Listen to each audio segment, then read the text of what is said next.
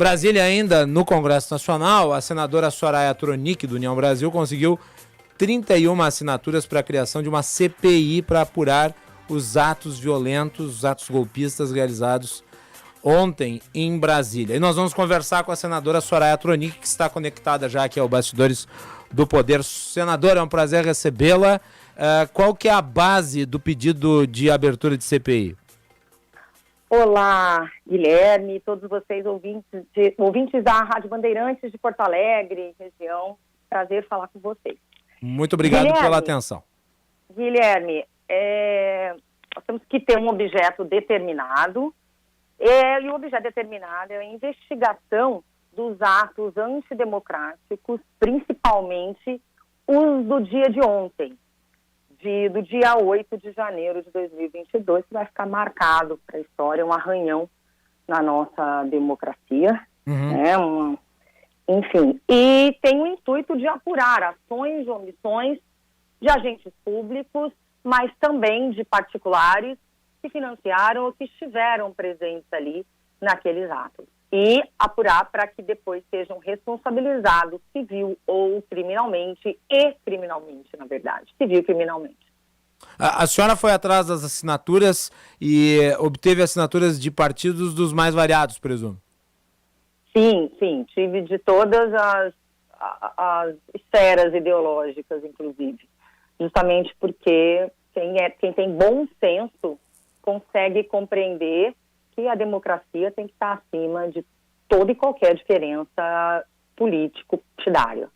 Uma vez alcançado o número de assinaturas pela legislação existente, a CPI é instaurada. Há alguma ideia? Eu sei que existe uma negociação política sempre, né, na distribuição de quem vai ser o presidente, quem vai ser o relator, qual que é o organograma dos trabalhos, mas eu lhe pergunto, a CPI ouviria o ex-presidente Jair Bolsonaro? Eu creio que sim, né? Vai depender desses nomes serem aprovados pelo colegiado, né, pelos membros da CPI. Qualquer requerimento de oitiva tem que ser objeto de deliberação dentro das sessões, das reuniões da CPI. Mas agora o que nós iremos enfrentar, nós estamos mudando de legislatura e o Congresso estava em recesso, fomos reconvocados ali, pelo menos o Senado Federal já convocou, o presidente Pacheco já marcou para amanhã uma sessão deliberativa para o PDL que decretou a intervenção federal na pasta da segurança pública do Distrito Federal, né? E aí nós vamos ter uma noção, eu vou conversar com o presidente Pacheco, para que tenhamos uma noção clara de como se dará isso concretamente. Sim. No caso aqui em relação a esse pedido de CPI, foi assinado pelos 31 senadores, eu vejo aqui nomes do MDB, do PSD, do PT, do Podemos, do PP, de fato é muito abrangente, né, de todas as vertentes ideológicas representadas no Senado Federal.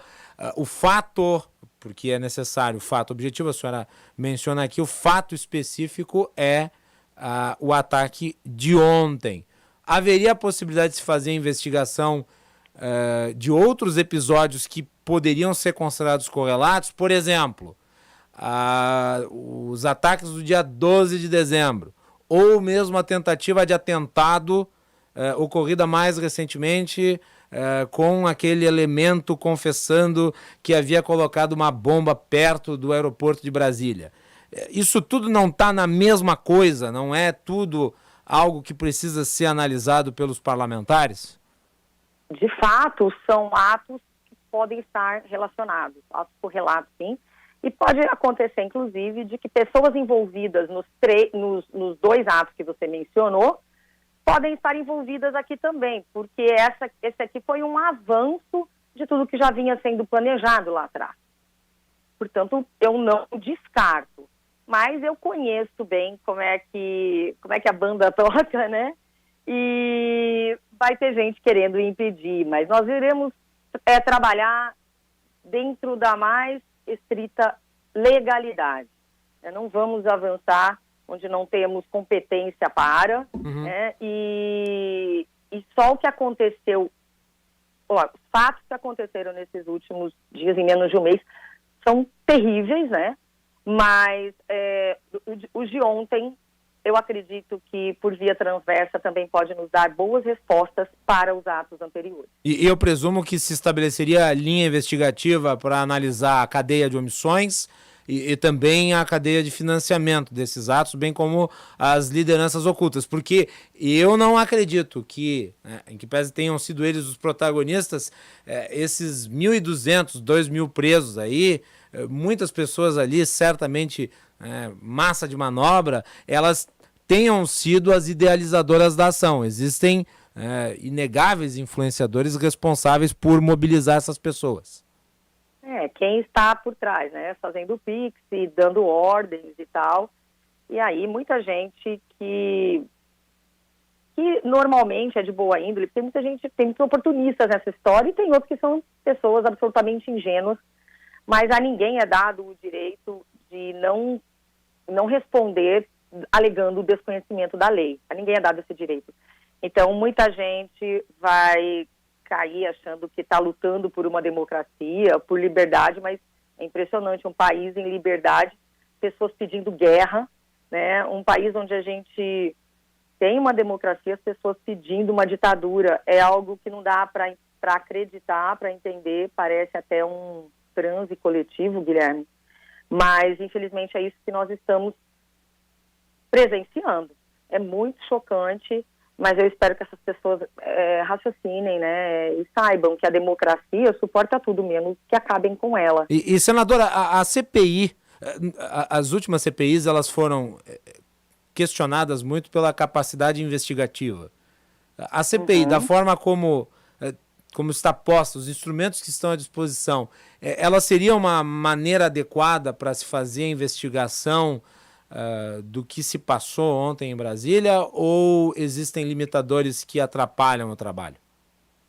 É lógico que o trabalho de uma CPI é muito diferente de um inquérito policial, de uma investigação que se dá no Poder Judiciário, que se dá na segurança pública, que se dá na polícia. É diferente, é uma comissão parlamentar de inquérito, ela é parlamentar, ela tem poderes, sim, durante o período, né, de instalação. Depois esse poder em relação àquilo ali nosso cessa. Lógico que um parlamentar tem duas funções precípuas, que é de legislar e fiscalizar.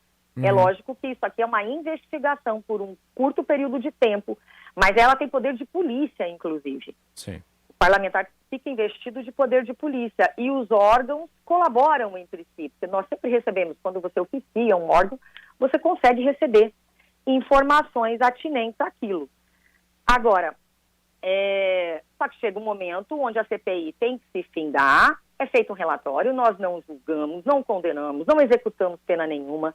Esse relatório é enviado para os órgãos competentes, para o Judiciário, para o Ministério Público, para a Polícia Federal, para o TCU. Aí é que tá, porque olha só, nós tivemos a CPI da pandemia, ela fez um excelente trabalho, encaminhou o relatório para o procurador Augusto Aras e até hoje não se deu encaminhamento. Aliás, em relação aos episódios de ontem, até agora não se viu o pronunciamento de Augusto Aras. A senhora não teme que mesmo um trabalho bem feito da CPI venha a ser desperdiçado ou jogado no lixo pela omissão do chefe do Ministério Público Federal? Olha, até mesmo assim, não caminhou bem, inclusive na Polícia Federal. Por quê? Porque nós tivemos agora, só nesses 4 anos de mandato do presidente Jair Bolsonaro, 5 diretores gerais da Polícia Federal. Então, por isso que na campanha eu prometia que daria autonomia para a Polícia Federal e nomearia o DG com mandato, para que o presidente ou a presidente da República não pode ter o poder de intervir. Então, uma investigação caminha com outra celeridade. A CPI tem um prazo muito curto. Então, não dá para dizer se fizeram, se não fizeram. Tem algumas investigações caminhando, outras não. Mas eu acredito que daqui para frente, questões, inclusive da CPI da pandemia, irão caminhar. E não é porque um outro poder, um outro órgão não cumpre o seu trabalho, o seu dever, que nós iremos nos manter inertes. Nós iremos fazer a nossa parte e entregarmos a nossa parte. E aí a população vai ter que cobrar, e nós também iremos cobrar o andamento dessas investigações, né, no pós-CPI. Mas vocês podem ter certeza que nós faremos um trabalho pragmático, célere, sério e, acima de tudo, imparcial. Iremos trabalhar fatos, né? Sim. E ninguém vai, não é revanchismo, não é nada, mas isso, o que aconteceu, e nós avisamos, a gente já vem colocando isso, que isso é sério, a democracia é algo, não se brinca com isso, né? O próprio Jair Bolsonaro só escolheu a lei 14.197, se não me engano, de 2021, que trata dos crimes contra o Estado Democrático de Direito. Essas pessoas estarão incursas, inclusive, nessa legislação. Senadora, eu sei que a senhora tem compromisso na sequência, então eu vou aproveitar e fazer uma última pergunta.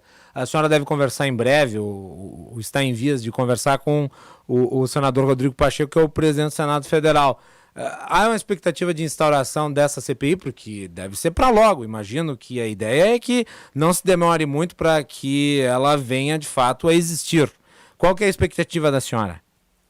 Pois é, nós temos uma lacuna aí na legislação em relação ao momento que nós estamos aqui mudando de legislatura, vamos mudar os senadores, mas o presidente Pacheco foi muito pragmático em dizer para mim que não há proibição de avanço e, na necessidade, nós escolheremos as assinaturas dos novos senadores, caso seja necessário, mas estamos aqui abrindo um precedente, porque nunca foi tão necessária a abertura de uma CPI. E a cena do crime, né, lógico que não está mantida intacta, já porque, com certeza, mas nós já temos, obviamente, relatórios que estão sendo produzidos pela Polícia Federal, pelos órgãos competentes, e vamos ver se nós conseguimos dar celeridade e dar uma resposta rápida para o povo brasileiro, porque é necessário. Isso, com a democracia não se brinca. Senadora Soraya Tronic, muito obrigado pela participação aqui no Bastidores do Poder e continuaremos em contato. Obrigada, Guilherme. Um abraço para o meu querido Rio Grande do Sul, para a terra das missões aí, para a terra dos meus avós, São Luís Gonzaga. Um beijão para vocês, pessoal. Tchau, tchau. É isso aí. Obrigado, senadora.